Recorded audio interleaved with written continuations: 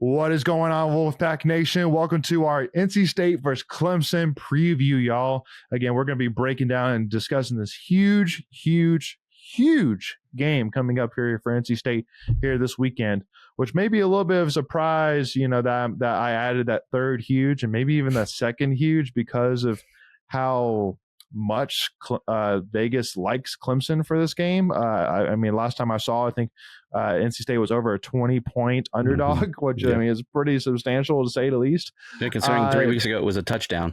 Yeah, exactly. Considering 3 weeks ago, exactly. It was a 7-point spread, and now it's over 20. Yep. But listen, I mean, at the end of the day, where I kind of stand is, listen, it still all comes a lot, or not all, but a lot of this season comes down to this Clemson game, because obviously for this season, we really looked at the season as that season that we can finally break through that glass ceiling and get that 10-win season, get that ACC championship. Yeah. And also too, because just like we've said in live streams and episodes up until this point, at the end of the day, it still all reigns true, where this is still, in my opinion, one of the most questioned Clemson teams that Dabo's had in quite some time. And, Cade Klubnik still, in my opinion, has not taken that elite step yet. There's still a lot of freshmen on this team that Clemson is using.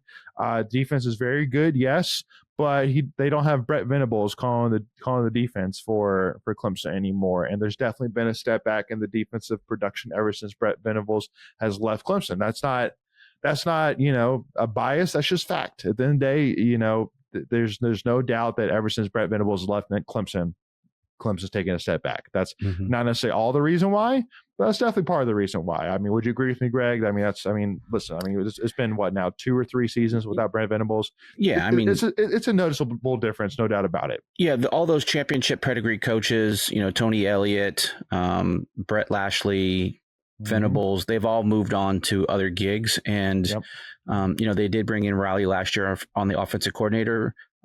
They got a solid defensive coordinator, but yeah, there's something to be said about championship pedigree coaches. They don't just grow on trees. Absolutely. 100%. So, but, real quick here, first and foremost, as, one of the things which, I actually ran into Ryan Williams and Steve Williams before the game and, saw a bunch of NC State fans, including you, Greg, and your son, get an opportunity to be on the field during the pregame. And, full of not only just members of Savage Wolves, but also members of the junior Savage Wolves as well. I know you've had many conversations with them about it. Yeah. And, do you feel like that this, junior Savage Wolves can be just as big as, what Wolfpack Club has for kids as well? Yeah, I think it's all important, right? It's all building that foundation for the next generation of fans, and so, when your kid can go on the field and he got to meet Torrance Holt and Grant Gibson and Trent Penix, and these are guys that have paved the way, and then see a Kevin Concepcion warming up on the sideline, being just mere feet away. Those are lasting memories. Not only do I get to have that with my child, but my child will also have that memory of, being on the field. And maybe one day when he has kids, he'll be able to do the same thing and just kind of keep that legacy going on. And we talk about the NIL and how important it is. And it's all about value. Like, what do you, as a consumer, like, do you feel like you're getting value? Because again, in the day, and I've said it on social media, I'm not just handing over a check and blindly and going, okay, here you go spend my money wisely. Like, you literally do get things, in return. It is a membership. I've gotten polos, hats, tumblers, experiences. It's a good value in my opinion. So it's a two-way partnership. Absolutely. Yeah. So make sure again, y'all, if you're interested in signing your kids up, I mean, I know before the season even started, they actually did like an ice cream social with the players where they invited the members of the Junior Savage Wolves out. You got free ice cream and you got to, eat it with your favorite NC State football players and throw the football with them, hang out with them, talk to them. Like, there's just like Rex said, there's so many benefits out there, for members. Not only that, just like myself and like us who want to be a part of Savage Wolves, but also too for kids who want to be a part of something like that too and get some awesome benefits out of it. So, and I think the players enjoy it just as much as the kids do. It is a we're all in this together. And I think it's just so cool seeing these guys interact. When we were at the Meet the Pack Day, ironically, like the longest line was KC, but the second longest was Caden Newcaster. Like he had a long line, and he took the time. He was sitting on the field talking with kids. Like, you know, we were like the next in line, and he was talking to some little kids for like 5 minutes, and I just enjoyed just watching him interact with them. So it's a very great thing for both sides. And before we get going back into this amazing interview, we want to take a quick second and tell you about Flatlands Jessup Insurance Group that has your whole world covered, with agents in 5 different offices throughout Eastern North Carolina to help you decide how much coverage you need, offering policies for home and auto, recreational vehicles, commercial, crop, health, life, and employee benefits. They are able to combine options to find a comprehensive solution that works for you. Flatlands Jessup protects the things you love so you can spend less time worrying and more time enjoying them. Find them on Facebook and Instagram at Flatlands Jessup. You can also visit their website at www.flatlandsjessup.com. So please make sure to go and check them out. So again, y'all, if you haven't already considered, if you got kids, make sure and you haven't already considered the idea of joining the Junior Savage Wolves, go check them out. Go check out the Savage Wolves website. Go check out all the benefits they have, the different packages they have as well. Go get them signed up for sure. And so that way, not only is your money paying for it, not only do you get to enjoy the benefits, but also your kids get to enjoy the benefits that come with the growth of NIL within college sports and giving you, but also to your entire family from ages 1 to 100, enjoying some awesome new benefits that comes with the new NIL world that we live in. Yeah, it was an extra $120. Like it was, yeah. It's worth getting on the field for $120, like you said, plus the ice cream socials they had. And there's going to be more events. Like it's not just a one-time thing. So no, exactly just wanted right. to throw that in there. Yeah, exactly. And then for us, y'all, again, got to obviously shout out our sponsor, Oconee Gold Small Batch Barbecue Sauce, y'all. That if you love to barbecue, you got to go with Oconee Gold Barbecue Sauce and Rubs, y'all. Go check out the link down in the description below. Check out their huge, amazing catalog of all the different barbecue sauces and their Oconee Gold Dust, which is a delicious paprika and brown sugar flavor. And use the code Tuffy Talk to get 15% off your entire order here today. And if the order's over $99, you also get your order for shipped to you for free as well. So go check that out here today. Oconee Gold Small Batch Barbecue. Go click the link down in the description below. Code Tuffy Talk to get 50% off your entire order. I'm gonna keep it real quick. I'm gonna keep it real about that real quick. Yeah, I normally change up my wings every week. I haven't changed them up like until the people get tired of it, which I don't think they're going to, because every week they're like, every week I get someone new. Hey, this is so good. I'm like, you gotta go get your Oconee Gold. So yeah, that combo that James gave me with the wingy and the gold. Yeah. Mm-hmm. Sorry. Anyway, I can't stop talking about it. That's that good. Amen. So let's jump into this game though, Greg, because obviously everybody's super, the word excited, the word optimistic, the word nervous, all these words are getting thrown around, and rightfully so. And here's my first question to you, Greg. I think that going into this Clemson game, if Grayson McCall was a starter, if Grayson did get injured yesterday and we beat Louisiana Tech, so let's say exactly what happened. We beat Louisiana Tech 30-20, but Grayson McCall doesn't get injured. Grayson's the one that pulls off the comeback, whatever it may be. I'm still looking at this Clemson game saying this has to be the game that Dave Doeren and State, we finally break through that ceiling. Because like the conversation we've had before, it's like, if it doesn't happen this year, when is it going to happen? Like, what's it going to take? Because all the stars are aligning for this game. Now, I think it was Cover 3 podcast where a State fan reached out to you. Saw that one too, didn't you? I saw it. And just for those who are listening that aren't sure what we're talking about, Cover 3, I can't remember who it was, but one of their national Elliott. Bud Elliott. Elliott. Yep. Yeah. And Chip, go ahead. Got a message from in-state fans saying, that he's tired of of Dave Doeren, that we need to move on from him, that, there's a glass ceiling there that we just cannot get through. And so we need to find somebody else. And he basically said, okay, well, if you feel confident you can find somebody better, then yeah, go for it. But as many situations as there's been where you upgrade from Mark Florida. Richt, yeah, exactly. Where you move on from Mark Richt and then you find George's Kirby coach Smart. Now. Kirby Smart. Kirby Smart, thank you. I was blanking there. That was an amazing upgrade. like that maybe a lot of Georgia fans would be looked at as you're crazy. Like all that Mark Richt was able to accomplish and you're going to move on from him. It worked out very nicely. But just as many times as there is where an upgrade's worked out great, there's 10 times as many examples of where it did not work out great. I mean, I feel like you can make the argument at Florida State. Jimbo won a national championship, and they basically ran them out of there, and they haven't really done a whole lot.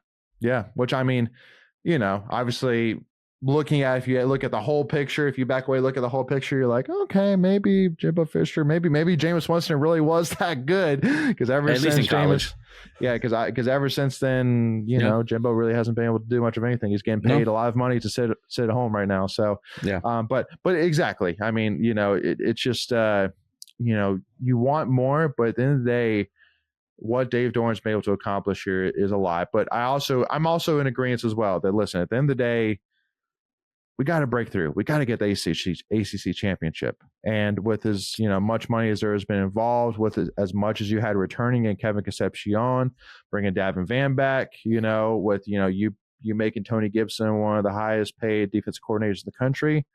Listen, I get it. Like I'm thinking about that too. But I mean, I know you say as much money as we putting into this, and that term is relative. It's a lot of money from an NC State perspective, correct? Yes. But in the grand scheme of things, it's still pretty small potatoes. Sure, but also too, I mean, the conversations we've had before, where like teams like Tennessee, teams like Ohio State, like not only do they have bigger alumni bases, but also too just have a lot of fans that are just become Tennessee fans just because, like, I want to cheer for Tennessee. You don't have a lot of fans that just say, I want to cheer for NC State. Like most of the time you're born into it. Yeah, we're not a national brand. So in order for us to compete with that, we like a lot of NC State fans would just have to all of a sudden get really big pockets. So for us, relatively, yes, a lot of money has been put into this team.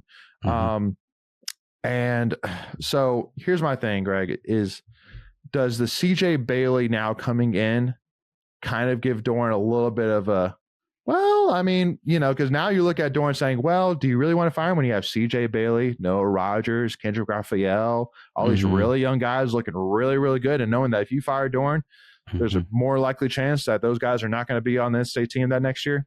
Yeah. Isn't it also interesting, too, that every year it seems like we get a lot of hype. We have an injury at a key position, especially quarterback. Yeah. Or somewhere, on defense. And, those few years that it seems like we're kind of aligned on both sides of the ball. And then we're like, okay, this is where we're going to get that momentum. This is where, like you said, we're going to break through that glass ceiling. And then I'm not going to say NC State stuff because I feel like that's dead. It's just, this is just bad luck. Like it's just some little nagging thing. Be like, well, if this hadn't happened, or Bombard hits the field goal, just something. There's always some little thing, right? If I can bring that back to the Clemson tie-in, but I think now, in a weird way, it kind of gives, because now you can't go, well, I know we should have potentially won 10, 11 games, 9 games, whatever that number is, depending on who you spoke to, but they had an injury. So now you give Doeren a pass, right? I'm not saying he will or won't get a pass, but again, that narrative starts to shift, right? From, being, not able to win the big one to, well, if we were at full strength, who knows what would have happened. But then you have people going, well, you were at full strength against Tennessee and you got boat raced. So you can see the argument. Agreed. Nope. Completely understand. And, at the end of the day, because another thing too, which, that State fan brought up is how Doeren is under 500 in the ACC. And again, I just want to just get rid of that thing once again, that, listen, all right. He inherited a crap show. Well, exactly. Like people don't, because I think Tom O'Brien's legacy will never get the kick for it that it would have gotten if he had one more year. But dude, exactly what Doeren did in 2013, 3-9 overall, 0-8 in the ACC. That would have been O'Brien, just as much, exact same as well. He got handed nothing. He had P. Thomas as his quarterback, who, I mean, he just was not it. And wide receiver wise, you had Rashard Smith and Asa Watson, but it just, listen. Yeah, not a lot of pieces. Can you imagine though now, like if I'm a coach and you kind of saw this with Louisville last year when Jeff Brom is this Jeff Brom's second year or This is second year? Yeah. Yep. So you look at a team like that where, you fire a coach and then you get a new coach in and he's able, because of the portal, because of NIL, you can remake a roster really quickly. So yeah, those cupboards aren't as bare nowadays because you can, completely shift that narrative from, okay, this is where we struggled, but now I can go out and get those guys. I won't say buy them, but I can go out and get those guys now. Well, especially too, because in the ACC scheme of things, Louisville has a lot of money to it. Why? Because Louisville fans know that if we're going to be competitive with Kentucky, we got to put up big money. We just have to. Yeah. And so, I mean, with NIL, with Louisville, with the amount of money they have coming in, like it was such an easy thing for Jeff Brom with his experience that he has to come to Louisville and be successful his first year. So it's not apples to apples whatsoever. No. If you're comparing Jeff Brom year one to Dave Doeren year one, it's not even close to the same thing. But agreed. But that goes back to my question of, like, Greg, is if NC State loses this game by 21 points, does that thought even come to your head at all? The human in you, it creeps. It definitely creeps. I would be lying if I said it didn't. Mm-hmm. But I also know that Coach Doeren has enough goodwill built up that, again, how does your quarterback play? Like does your quarterback, and again, not saying any of this is going to happen, we're just kind of talking through this. If your quarterback goes in and throws 2 pick sixes, but your defense does well, like, to me, that's not coaching. Like, the coach isn't going out and throwing the ball to the other team. So again, it not all 21-point losses are built the same, if that makes sense. So again, it's how it were to unfold. What's going on, Wolfpack Nation? We are interrupting this episode here real quick here, as we are going to talk a little bit about 2 specific Oconee Gold barbecue sauces, y'all. Specifically, the Oconee Gold Spicy and the Oconee Gold Jalapeno, y'all. Now, again, I can't necessarily promote products if I haven't tried them myself. I'm not really much of a spicy guy, but I got to try them. So with that being said, let's start first and foremost here with the Oconee Gold Spicy. So first of all, again, y'all, check out the beautiful color on that wing. Let's get into it.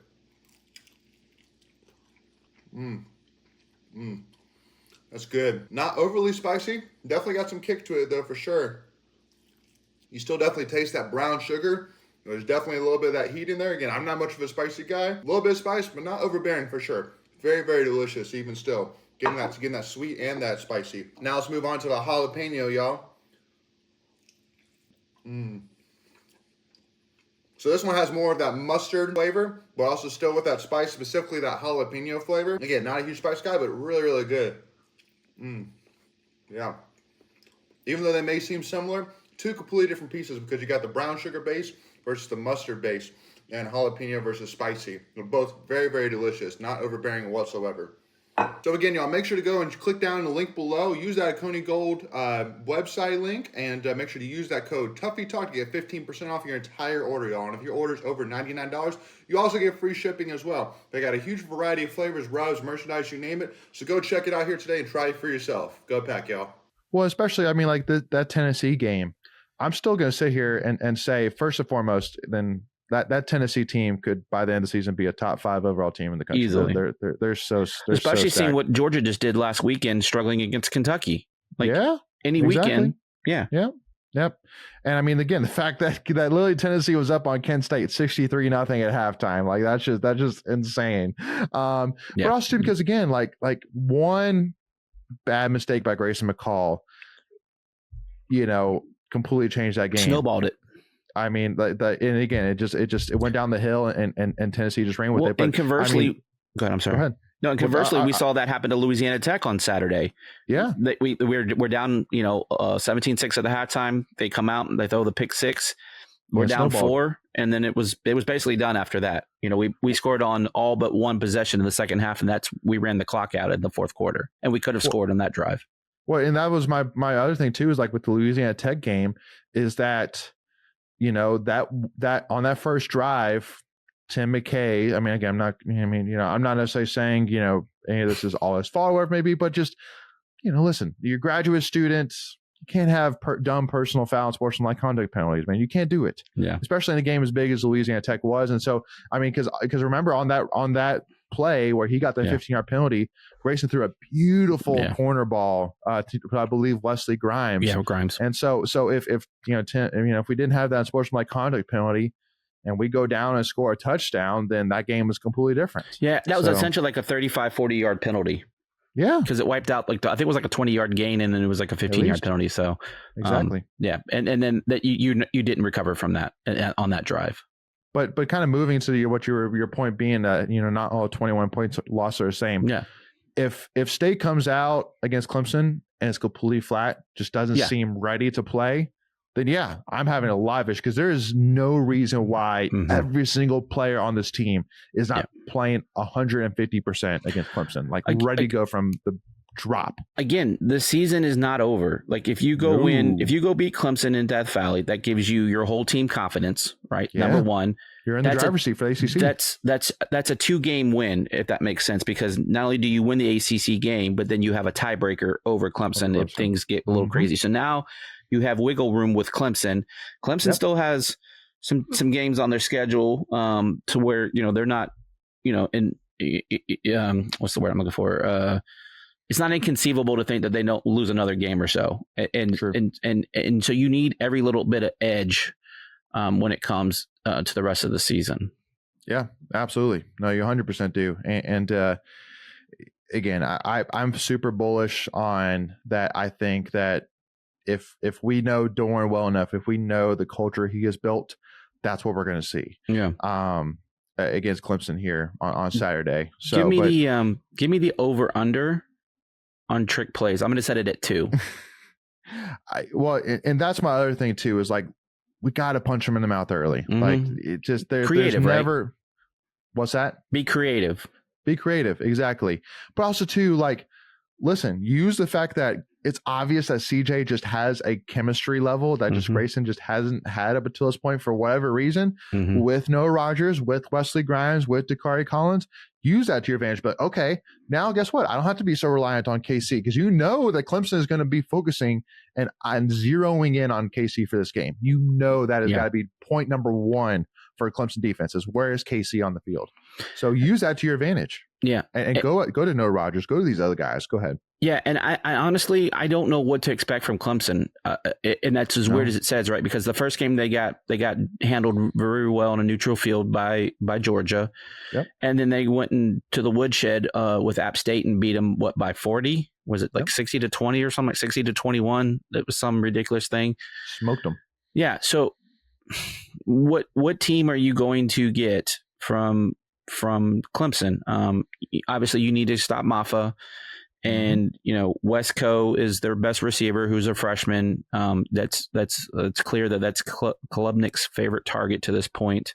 Next to the tight end Brennan Stahl, I think is his name. I think that's probably his he's had the most completions with to this point. Yep. So we'll see. Apply pressure, really, tackle. Well, exactly. Well, that's why for me, honestly, the linebacker core needs to have their best game of the year so far. Sean Brown, Devon Betty, Caden Fordham. This is your time to shine. If we're going to win, it's got to start with you guys. Yeah, got to play clean. You got to play clean. You got to lead this defense. You got to make the plays. Sean Brown, you've been solid, but definitely we know your ceiling's much higher than what you've shown us so far. And Caden, I mean, listen, like Caden made some big plays at times for sure against Louisiana Tech, and we need it. And then Devon Betty, like, honestly, I haven't seen you, man. Like, it's time for let me see you out on that field, man. You know what I mean? Yeah. Like you've been waiting your turn behind Pay Wilson, behind Drake Thomas, behind Isaiah Moore.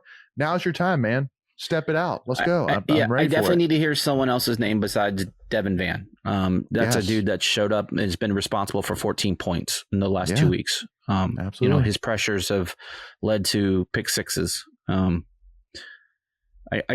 just need a little bit more. I need Red Hibbler. I need you, Noah Potter. I need you, Brandon Cleveland. I need my defensive line to be a difference maker, disrupt Klubnik.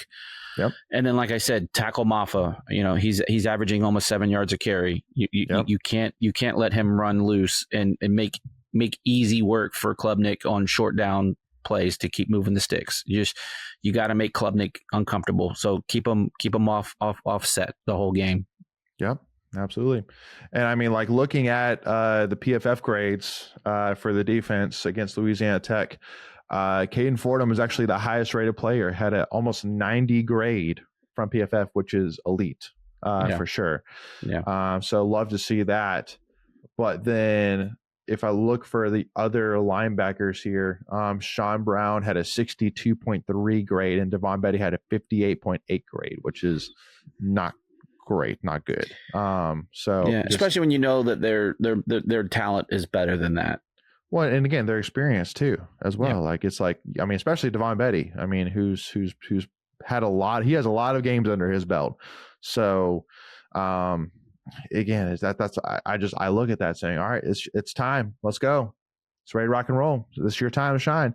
But also, even a guy like Aiden White, get a big pick for me. You know what I mean? Like you're an All-American. You went out in the transfer portal and you didn't get the respect that you deserve. Well, go make LSU wish that they had given you a check. And I mean, I'm not saying like that. I wanted that. Listen, I'm glad he's at NC State. Yeah. But I'm also saying more for Aiden White perspective. Like, these are some of the things that need to be in your head, playing against Clemson, because this is going to be a huge game that if we win this game, everybody's going to be breaking down every single big play and talking about it nationally. So, and an interception would be 100% talked about. Yeah. Yeah. Again, you have to go out and improve critics. And those critics are even your own fans, as much as we don't want to admit it. You need to say, look, ride with us when we're good, ride with us when we're bad, but we're going to ride with you, and go out and prove that Tennessee game was just a fluky thing. Like, I mean, I know the score it is not indicative of a fluky thing, but just go out and show that that's not who you are as a team. Exactly right.